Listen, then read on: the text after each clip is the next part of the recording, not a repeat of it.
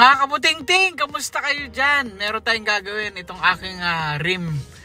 So, hindi na ako bibili ng mugs kasi wala naman ako sa Pilipinas. Kasi dito naman sa Middle East, okay naman siya kahit gumamit ka ng rim. Actually, mas natitibayan nga ako sa rim may kalumaan na siya kaya pipinturahan ko lang. Kaya, simulan na natin! So, bali yan mga kabuting-ting. Tinanggal ko na yung hubcap niyan. Tapos binaras ko na rin yung gulong na yan. Tingnan nyo ha. Malinis na yung lagay na yan. So talagang napakarumi niya. Tsaka luma na rin. Kinalawang na rin yung pinaka rim niya.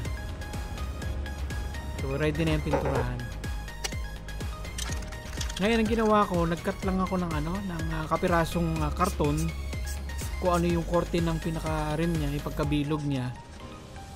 Kasi hindi ko na yung iba kasi tinatanggal pa yung gulong. Hindi naman kailangan na tanggalin yung gulong. Kasi napakatrabaho din. Tapos lalagyan pa ng mga masking tape. Wala na, diretso na yan. Total, may kalumaan naman na siya. Tsaka hindi naman ako ganong maselan sa mga ganyan. Hindi naman lalagpas man pintura niya, konti lang.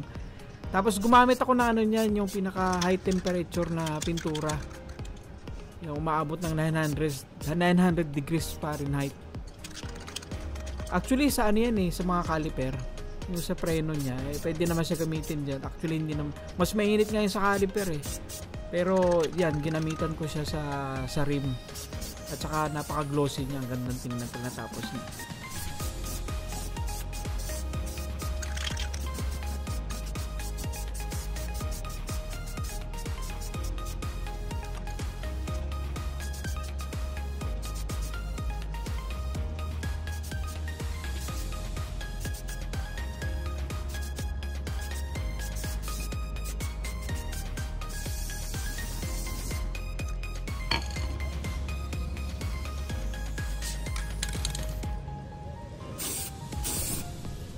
Ituloy lang natin yung pagpipintura.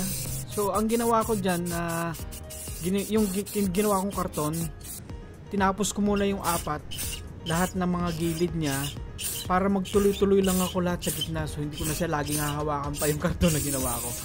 So yan po, yung bali yung 4 na yan, tuloy-tuloy na yung pagpipintura.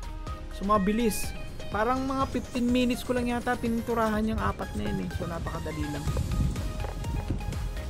Bali, kung mapapansin nyo, kaya hindi ko talaga tinanggal yung pinakagulong niya kasi iba tinatanggal para masama na rin yung pinakatornilyo tsaka yung mga bilog sa gitna, masama na rin pagpintura.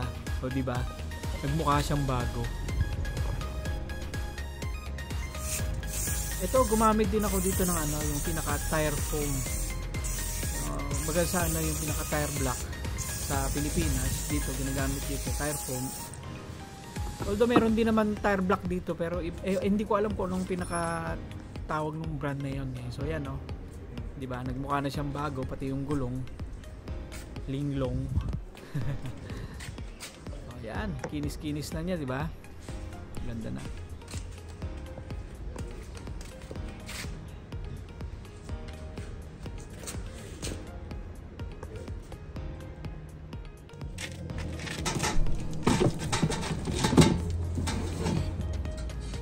Ito naman yung binili ko na stainless ring. Sinasalpak lang yan siya. Bali, pampadagdag na rin ng kapogi. Magmumukha siyang mugs kahit ring. Pag sa malayo, maganda siyang tingnan. Although maganda rin naman tingnan sa malapit. Lalo pagka laging malinis. O, diba? Karoon siya ng konting lining.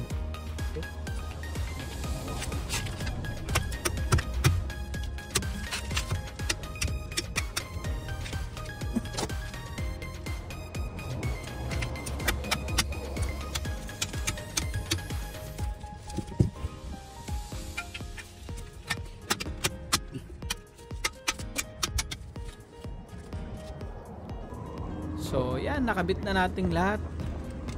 Ang ganda niyang tingnan. At syempre, murang-mura lang yan. So ang bilis ko pang ginawa, parang mga kalahating araw lang natapos ko lahat yan. Tapos matibay pa yung pintura kasi magandang klase yung pintura. So kahit mainit hindi siya mababakbak. So yan po, sana nagustuhan nyo. Napakasimple lang niya, no? Hindi naman tayo gumastos ng malaki. Diretso pintura kaagad. So konting linis lang siya, tapos pintura na. Nilagyan ko lang siya ng frame na stainless. So actually mura lang yun eh.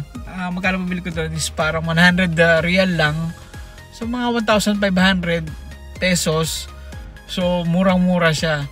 Hindi ko naman kasi kailangan ng gumastos pa ng malaki, lalo't wala naman ako sa Pilipinas. So dito naman sa Middle East, as long as nayahatid ka ng maayos, nakakarating ka sa pupuntahan mo ng safety, so okay na yun. At basta malinis ang sasakyan. Ayan po, at sana nagustuhan ninyo ang aking munting vlog. Salamat sa inyong lahat dyan. At God bless us all at mag-iingat po kayo palagi. At sa mga hindi pa po nakasubscribe, pasubscribe na lang po.